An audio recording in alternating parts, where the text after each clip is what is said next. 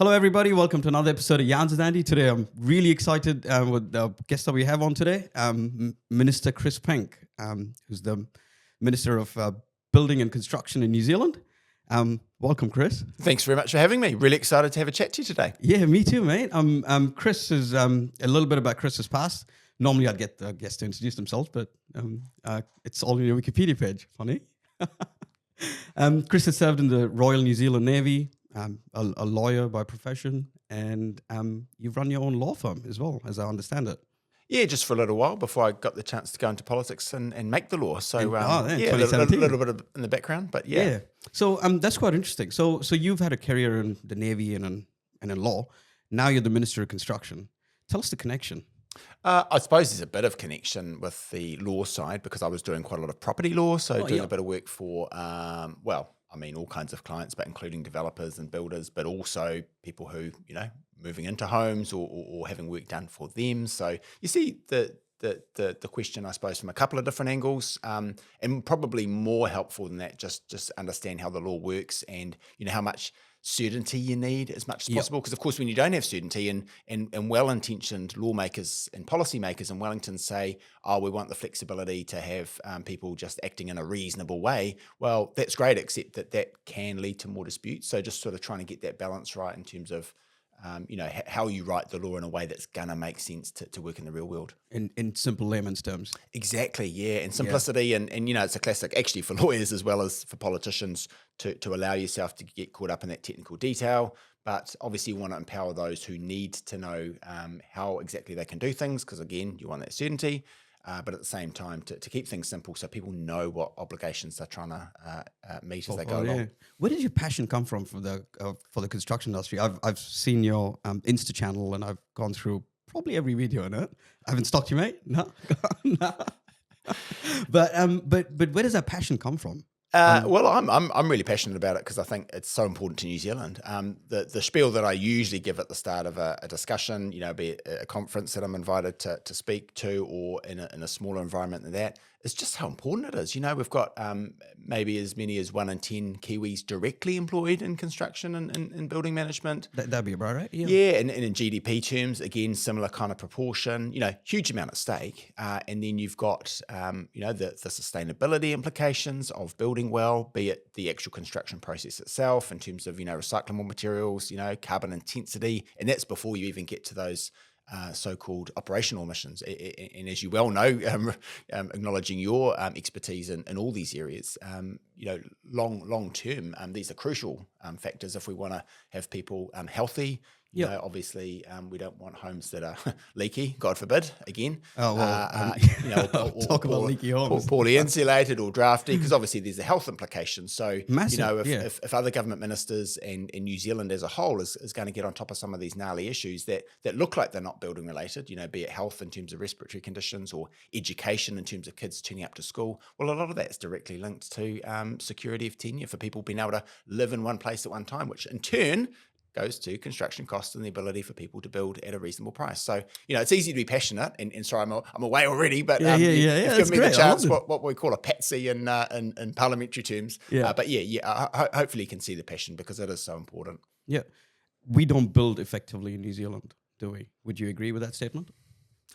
I think that's fair, although I would say obviously there's a lot of good building work that has taken place over the years. 100%. A lot of very smart and passionate people. And actually one of the great pleasures of having the building and construction portfolio is that people are so passionate and there are people who are very smart and really motivated to have good solutions going forward. I mean, to some extent it's in their self-interest, sure, but there's nothing wrong with that. And actually there is a good sort of sense of collegiality around wanting to come together and come up with solutions for the industry as a whole.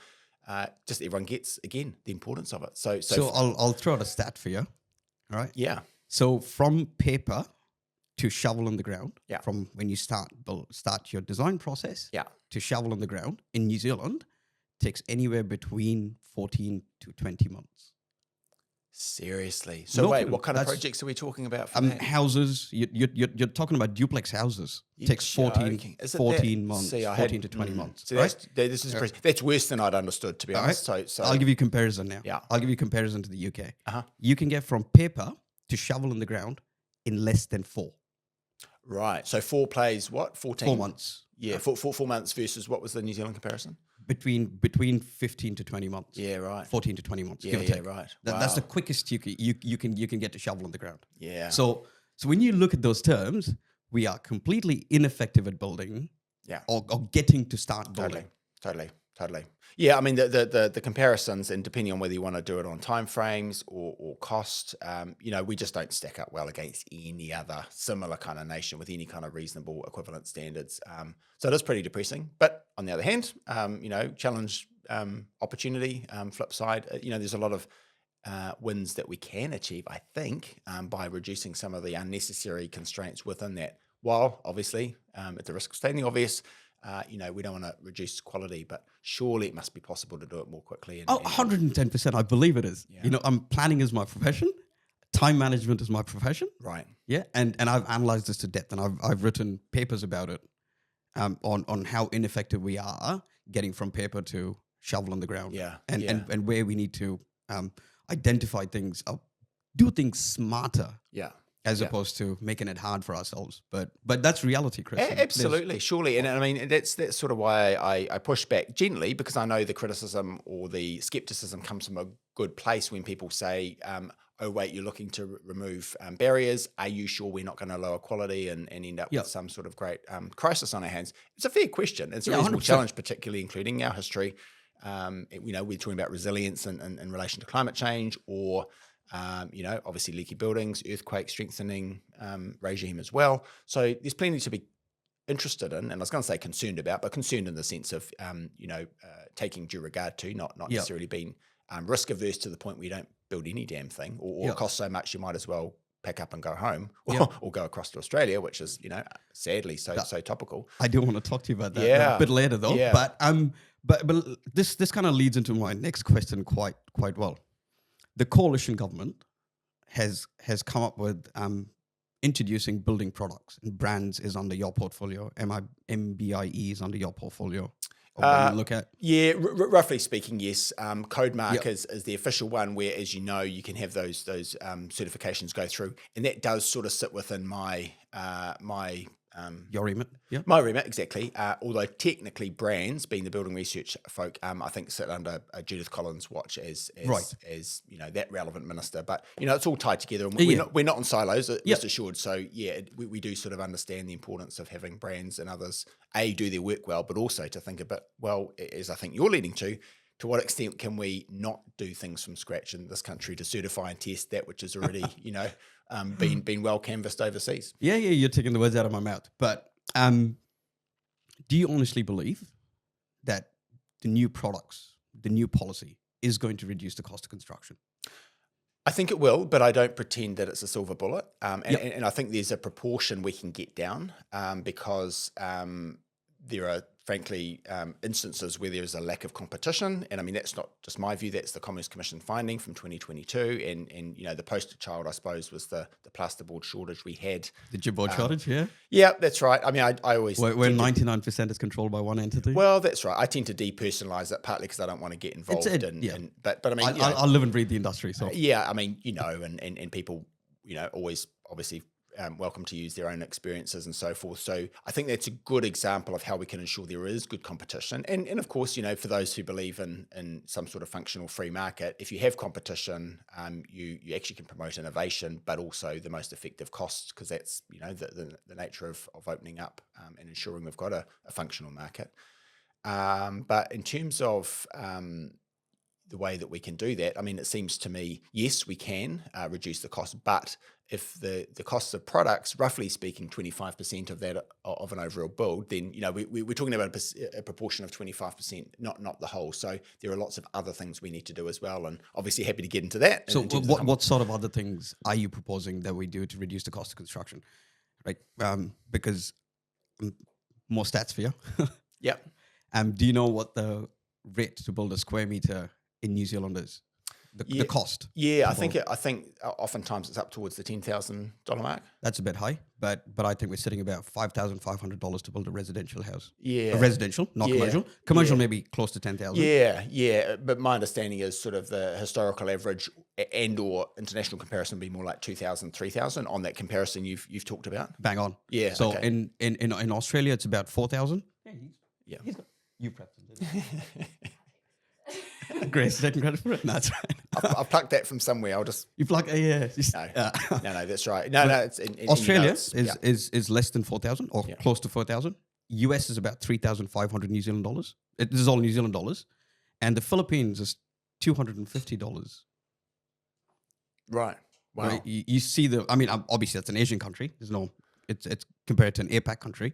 We still $1,500 more expensive. Yeah. In comparison to any APAC country. Yeah, that's crazy. Per square meter. Yeah, that's crazy. That's crazy. And we wonder why we've got a shortage and an affordability crisis, right? I mean, it's just a no-brainer. So I think products can go some way that, but it's not a silver bullet. And it's not a silver bullet. We're not claiming that it is. But if you ask, where else can we look? Yes. I mean, the real simple breakdown I do for my own benefit, but also, frankly, it's quite helpful to discuss with people who are less, au fait with the area than you are, for example, is people, products, and processes. So people includes skilled labor, well-trained in this country, just for a starter, and, apprenticeships. That whole system and ecosystem needs to work well.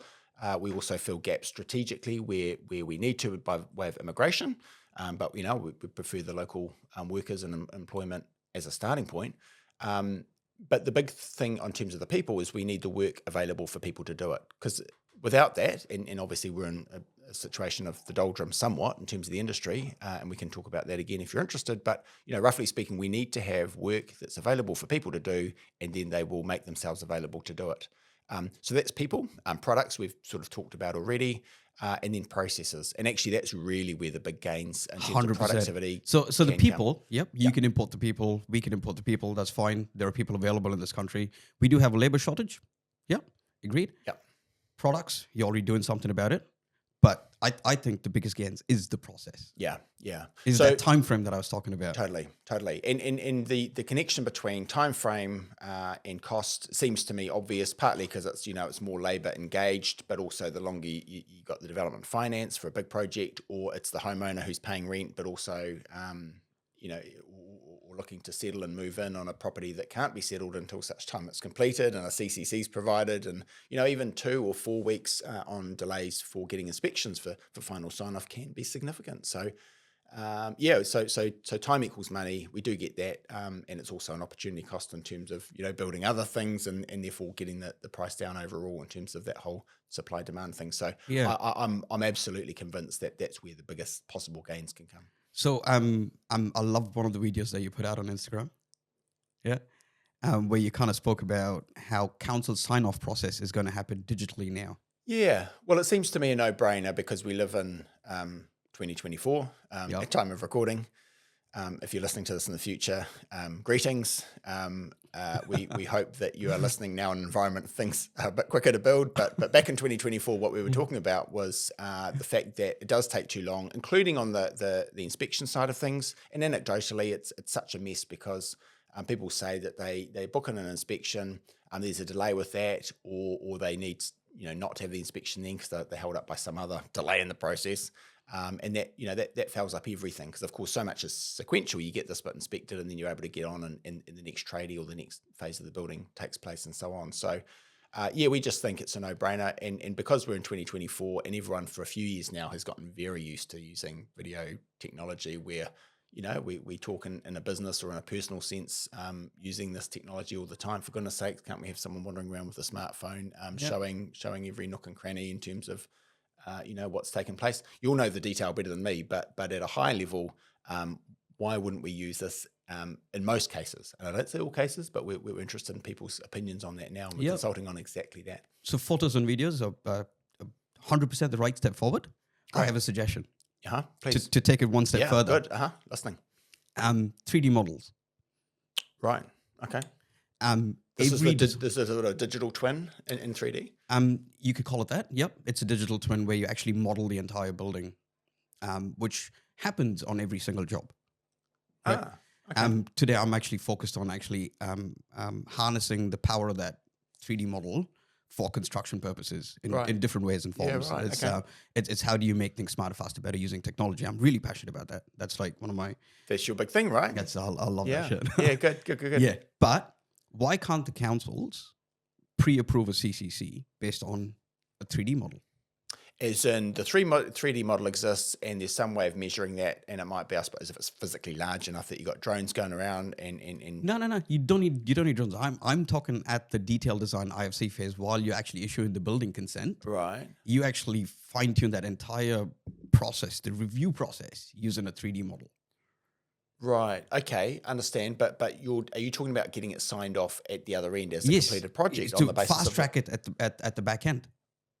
I know this is a bit of a challenge, but I mean, I'm just questioning the status quo.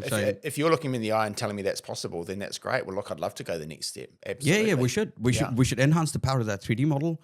And I know there are complications around it with. There are always going to be complications. Sure. So you're the minister. You probably know the complications around everything. All too well. Yeah. If you want to know what you're doing wrong, just sort of make an announcement and everyone will sort of pile in with the detail, which is good. And as it should be. Which is okay. But so you're telling me then, so that's possible on your side in terms of the work that you and your clients are doing. So do the building consent authorities have the, frankly, the in-house knowledge and specialist expertise, and would they be up for taking on that risk as those who are joint and severally liable for anything that might go wrong? Yeah. So the risk is the other side of things, right? Yeah. So where does the risk lie? So if the council signs it off, who takes the risk? Yeah. Do we have another leaky building scenario on our hands eventually if they sign off the wrong thing? That's going to be their worry, their concern. Of course. Yeah. And as a ratepayer, by the way, I applaud that level of risk aversion, right? We should be sort of grateful for that. Hang on, but Chris, at what cost? At what cost? How much is it costing us? How much is that risk costing us today? I agree. We're trying to avoid it entirely, but that's placing, frankly, unjustifiable cost elsewhere. So look, I agree with you, but I also think if we understand where the incentives and where the liability from a legal point of view currently lies, then we'll understand why it is that they're so risk averse. So I think that is a tough nut that we need to crack, including in relation to innovative technologies such as, pre-approving on the basis of 3D. Yeah, I strongly believe that 3D has a space in pre-approving this process somewhere. Okay. Yeah. Right. Well, maybe we trial it with a very forward-looking BCA, or maybe we have a more of a sort of a nationalised system where actually we have the ability to have a specialist unit within that. Yeah. And of course, there's precedent, by the way, of course, with Consentium doing that work for Kaingora. Yeah. So actually, the models maybe exist already that we can sort of tap into and get some of these wins that technology offers us. Yeah, my humble opinion is that we don't harness the power of 3D in construction enough in today's day and age. Great. Well, I mean, again, acknowledging your background and expertise, you know that as well as anyone. So that's something I take very seriously and would love to explore further. Yeah, cool. Now, I want to talk about a little bit of the infrastructure challenges that we've got, but in specific, right? Every government that comes into power, campaigns on a set of projects that they want to build during their tenure. Yeah. Most construction projects go over 3 years. We've just spoken about the consenting time frame, the build time frame. Yeah. Right. Do you think it would be possible for New Zealand to have a 10-year, 20-year infrastructure pipeline that political parties do not get to comment on or campaign on, to then come and put a whole pause as soon as you come into power, or the next government comes into power, they put a pause on all these projects? I'll tell you the flaw and effects of doing this. Yeah, sure. As a consultant, I felt it myself. This is a personal thing that I've gone through in the last 8 months, right? National came into power. Yep. Put a whole bunch of projects on hold, right? Cancelled Auckland Light Rail. You've had your reasons. I'm not going to question what those reasons are, right? IRX put on hold, or cancelled, whatever. Multiple other projects. I could go on. The list is long, right? So what that means is for a consultant like me or a consulting company like me, now all my work just goes downhill, pause for 6 months, and I've got to pick up all over again. And that cycle continues when the next government comes in play. So how do we then, why don't we have a New Zealand infrastructure pipeline? I know you have roads of national significance now, right? Which is cool. Yeah. But yeah.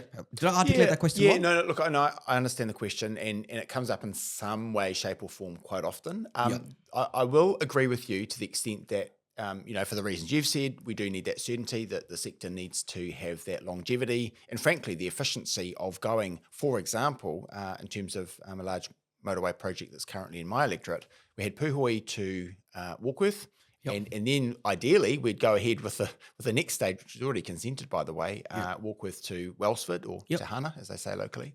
And if we'd simply had them continue to move up the map and go north, and the same people and machines are available to continue doing that, that would be highly efficient. 100%. The good news in that case is that we were far enough through, and I say we, the previous national government, with that planning and indeed execution with the PPP partner, that it simply continued, and in the end the ribbon was cut, and I was at the ceremony, but it was cut by Chris Hipkins, the then Prime Minister, and other Labour ministers were there, opening a road that they derided as John Key's Holiday Highway. So, and they Is that what it's called? Yeah, well, that's what they call it. It's not the official name, obviously. But look, we can argue that the merits of that. But by way of example, it is possible for things to take place over multiple governments and different governments of different stripes. But the reality is you need to have a good quality project that actually stacks up, and then the other side won't touch it, even though they complained about it at the time. So when you acknowledge that we had our reasons for canning the light rail, I mean, the funny thing is that the political party in government that did most to undermine or to stop light rail was actually the government that was proposing it, because they never got on with it. They hadn't done the planning. They didn't make the case for it. I think we didn't know until the very end, and still don't know today, was it meant to be something along Dominion Road that was going to sort of allow people to come on, come off, do their shopping, or was it a means of getting to the airport efficiently between that and town? I mean, those are quite different things.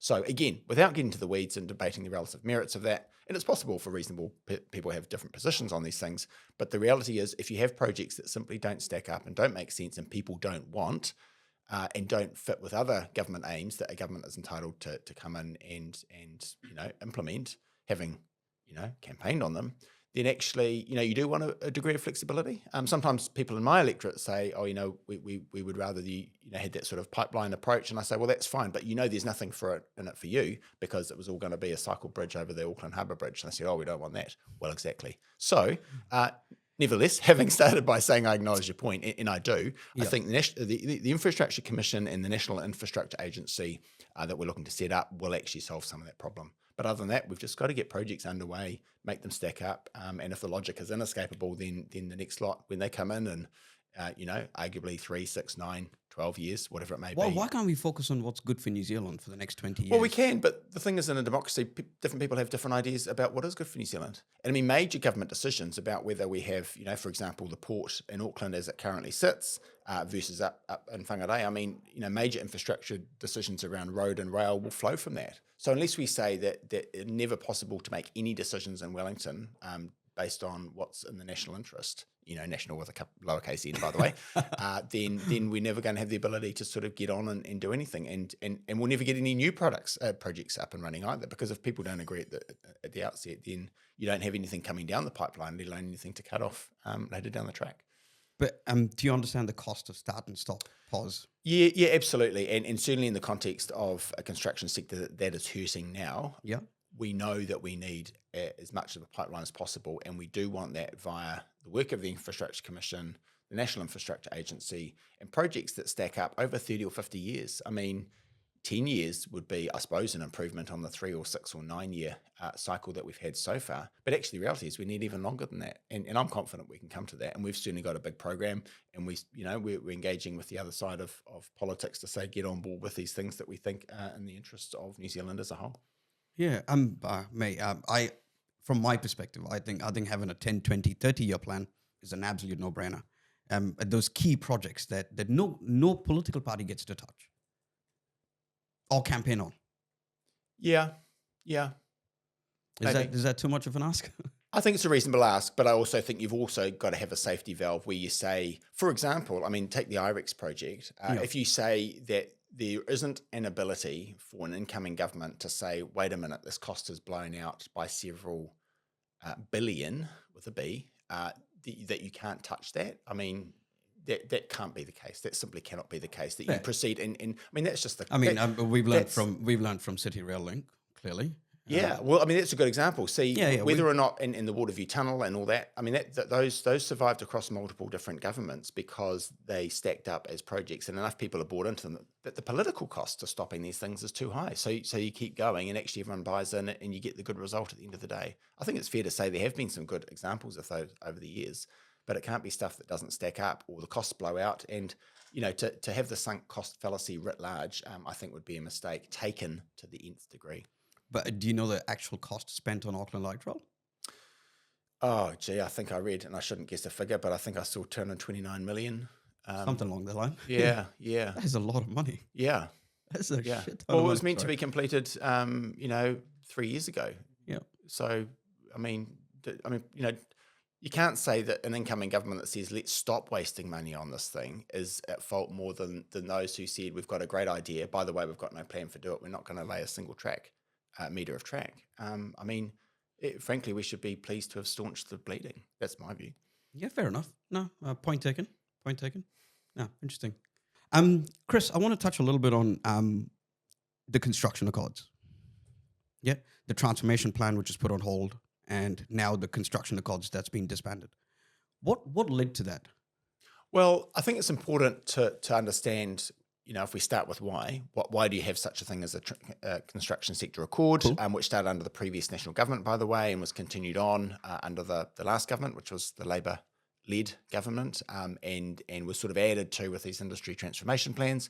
The purpose of it is actually to ensure that there's a vehicle for industry to talk to government so that it's not people sitting in glass towers in Wellington, or dare I say at the Beehive, making decisions that are divorced from reality and are not what the sector needs. So my question is, do we need to spend, or frankly, the money and the time and the energy writing reports that were, the industry transformation plans, some of which were very useful, by the way, and we've duly allowed.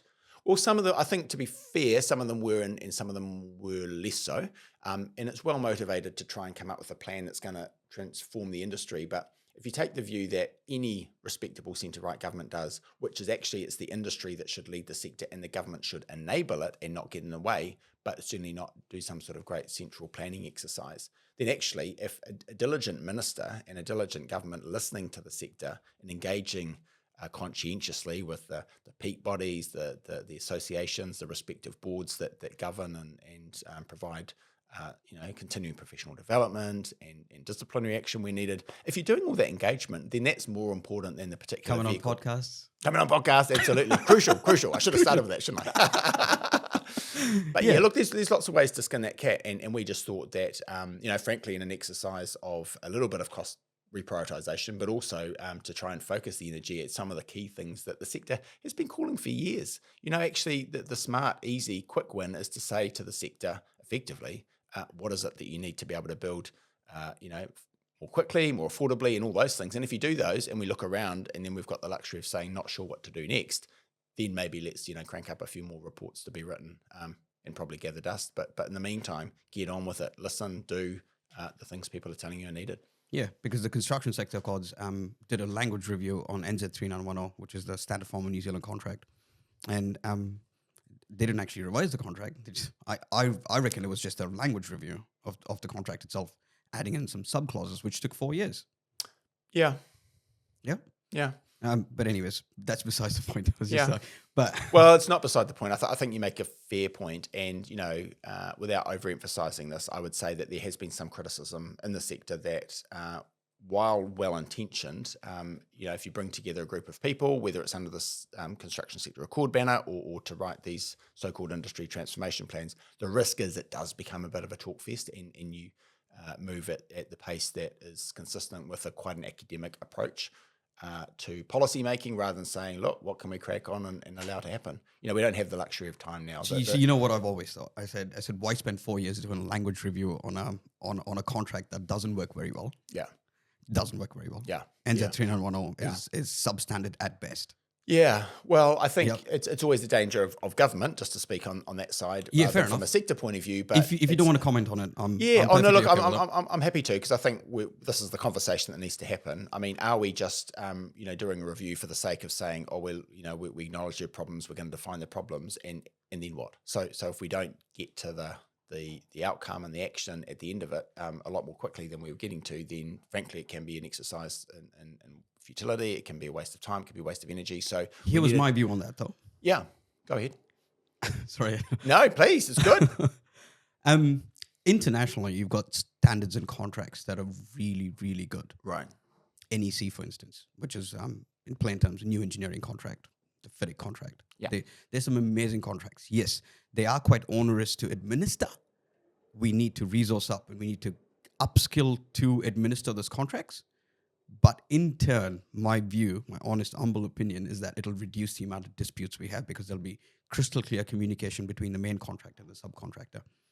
So I've always wondered why we spend 4 years doing a language review as opposed to spending 4 years actually adapting and adopting something that's internationally well-known, accepted, recognized, and works. More importantly, it functions.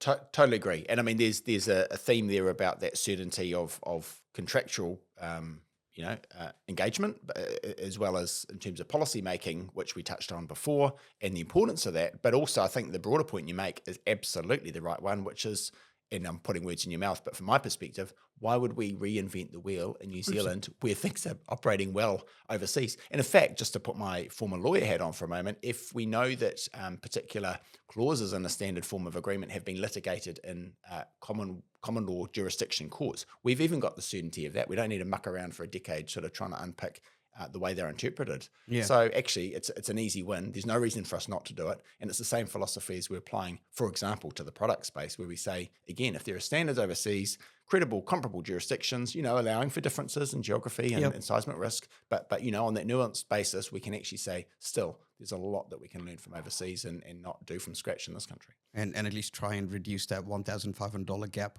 per square meter build. It'd be a good start. In comparison to Australia, by the way. Exactly. Perfect. Yeah. Okay. Now I just want to move on to the brain drain we have in New Zealand. I want to touch a little bit about the brain drain in New Zealand. Right. Every construction site that I've gone to, I've noted at least 2 people packing up and leaving Australia.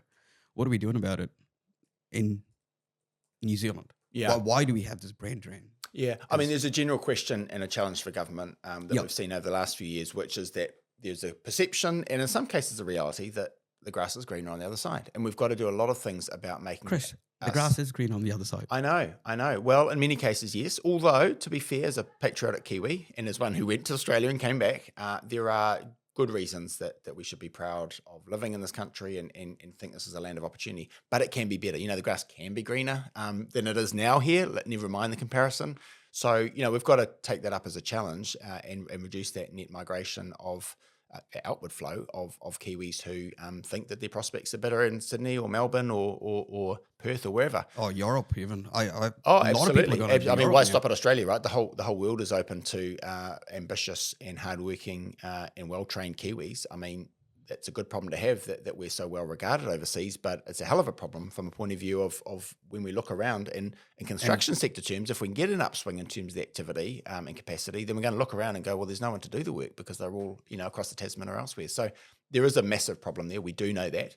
But my point at the start was just that this is also a general government problem. In this country, we're not productive enough, we're not rich enough. And when people say we need to pay our teachers and nurses and police officers and so on better, like they do in Australian states, they're right, but also what are we doing about that to rebuild the economy of this country so that we can actually have that luxury of doing it? And so that's the challenge, and there are lots of different bits of work that are going on for that. And it can be, I mean, we don't talk a lot about foreign direct investment, but there's a whole lot of money out there in the world that's looking for a safe and reliable sovereign nation in which to invest in projects. We cut off our own nose to spite our face, I think, sometimes in this country and not being welcoming enough. What do you mean by that?